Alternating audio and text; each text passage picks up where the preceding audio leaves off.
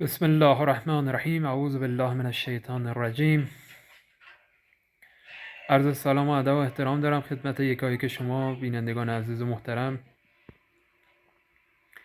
امیدوارم که روز خوبی رو سپری کرده باشید.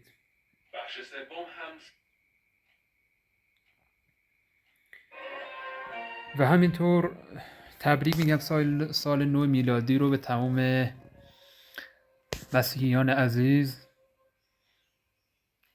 امیدوارم که سال جدید براشون سال خوبی باشه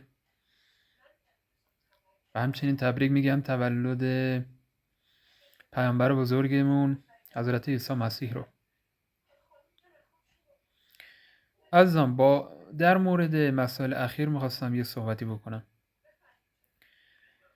با اختشاش و درگیری مسئله حادتر میشه، مسئله پیچیده تر میشه، مسئله حل نمیشه. اختشاش و درگیری مسئله رو حل نمیکنه. تنها کاری که میکنه باعث میشه که مسئله بدتر بشه، یک مشکلی به مشکلمون اضافه بشه.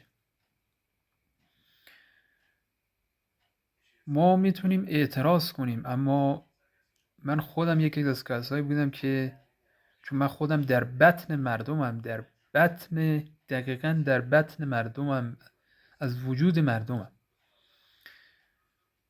درک میکنم شما رو.